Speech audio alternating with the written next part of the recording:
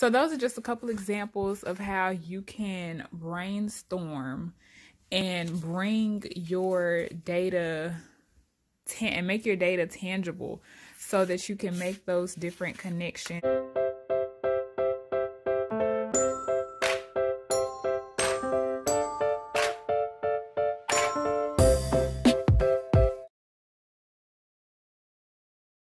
What's up, y'all? Today's video or discussion is going to be on creating space. And I want to show you all how what creating space looks like for me. And so I have my little setup here. I'm literally on the floor in my living room. And yeah. So of course, y'all know, got my tea.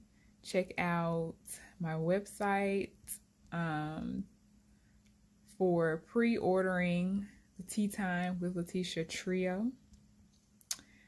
I have my computer there.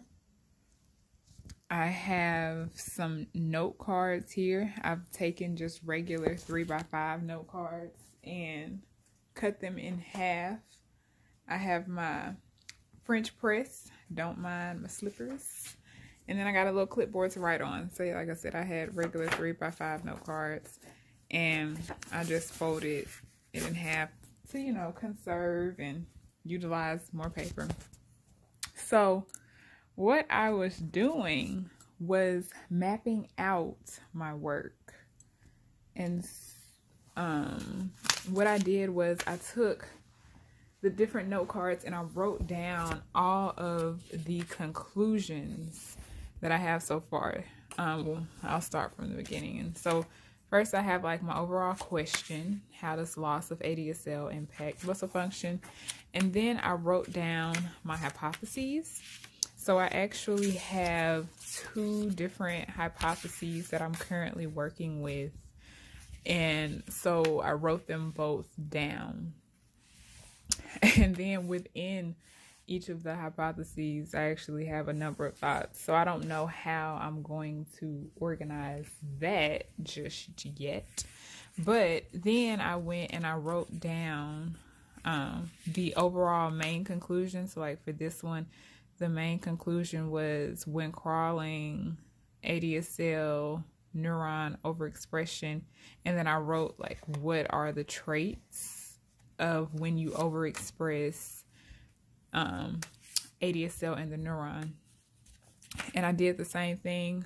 So for the knockout animals that I work with, for the muscle specific knockout animals, for the muscle specific overexpression animals, and I wrote all of those different conclusions down. So that's what all of these different note cards are.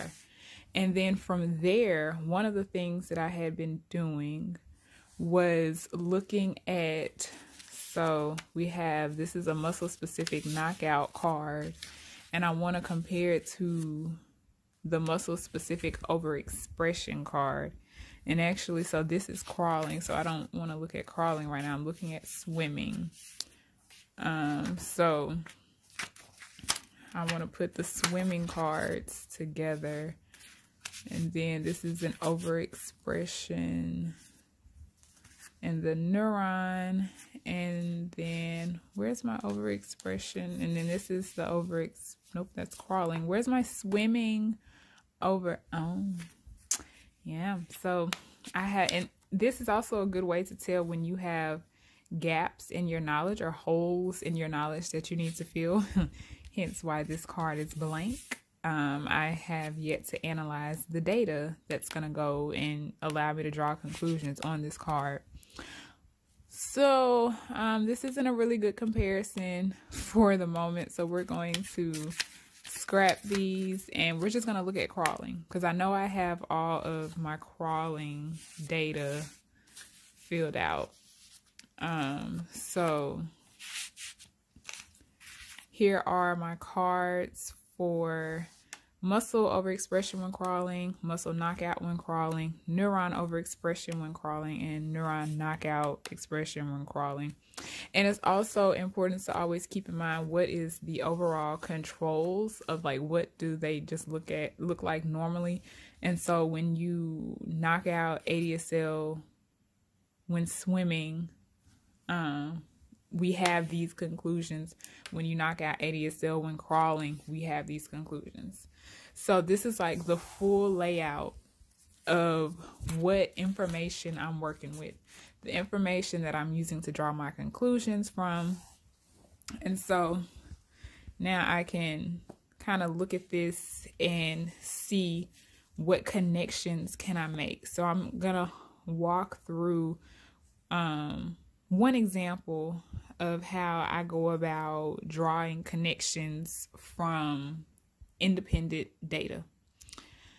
So here, when it comes to looking at, let's see, what question do I want to ask? I think here I want to ask what occurs when you overexpress ADSL in the muscle, and what occurs when you knock out ADSL in the muscle when the animal is crawling.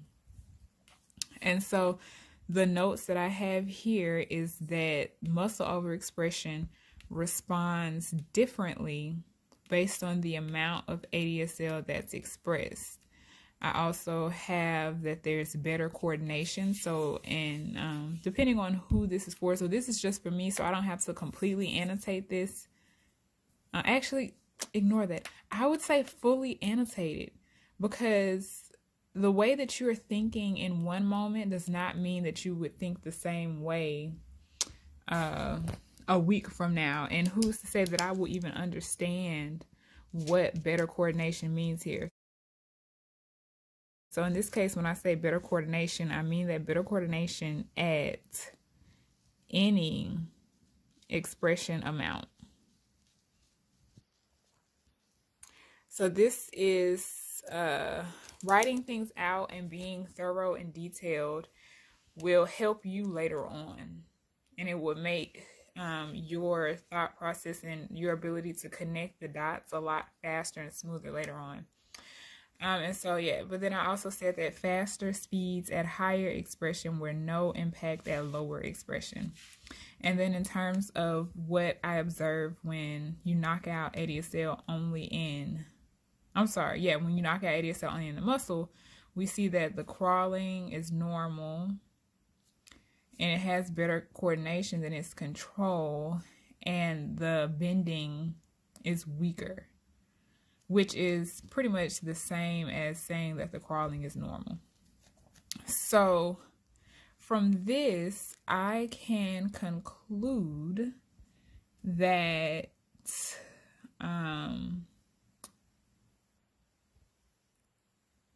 maybe possibly the amount of ADSL present is important, because knocking out ADSL in general gives a better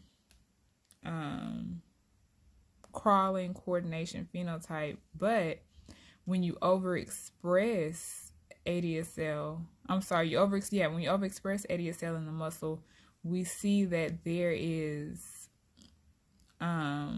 better coordination. And you would also have to know the background of these animals. Okay, so in doing this, we have to understand a couple of things. The first one being that the ADSL overexpression animals are in the background of animals that have no ADSL expression at all. And so you're taking animals with no ADSL expression, and then you're allowing for ADSL expression in the muscle only. And then in these animals, in the knockout animals, you're taking animals that have normal ADSL expression, and you're removing ADSL's expression only in the muscle. So that means that in the neuron, there's still ADSL expression in these animals. So in theory, and this is just a quick connection that I'm making right now, in theory, the phenotypes between crawling ADSL with knockout may be comparable to the ADSL overexpression. Because in these animals, you still have ADSL expression in the neuron, not the muscle. In these animals, you have ADSL expression in the neuron, not the muscle. So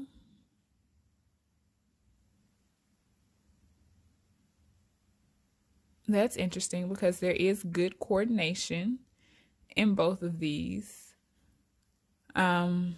I don't know what the speed is of these yet, so that's another hole that I need to fill in the data. But we'd imagine that these animals would have a better speed than just a total knockout of ADSL. And let's see, it says that so there is no impact on the amount of expression here. And here there is, we just knocked it out completely. So that doesn't necessarily pertain to this. But there are some similarities between these two animals, which is promising. So yeah, getting back to looking at these two, what this seems to say to me is that the amount of ADSL expression is important to the muscle. And then if I wanted to do another comparison to draw a conclusion or fill in some gaps in knowledge, I could look at what is the difference between muscle knockout and neuron knockout, and muscle knockout and neuron knockout, and muscle overexpression and neuron overexpression. And so if I'm looking, we'll look here at the muscle knockout and the neuron knockout. We can see that the crawling intensities are normal in the muscle knockout, but in the neuron knockout, they have greater intensity or tighter bends. That those two mean the same things. And then in the muscle knockout, they have better coordination than their control, whereas in the neuron knockout, they lack normal coordination. So, and that's normal coordination compared to their control as well as compared to the original ADSL animal.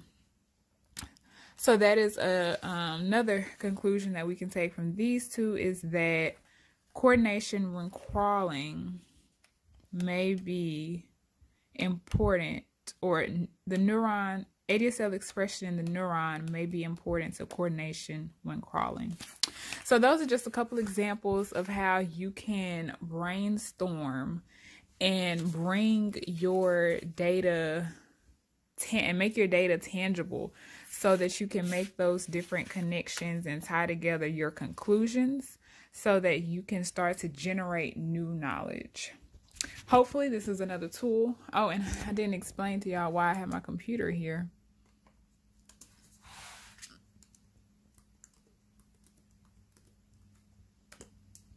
So, and then I also have like the data graphs here that I'm looking at and referencing as I'm writing, or as I wrote these conclusions here.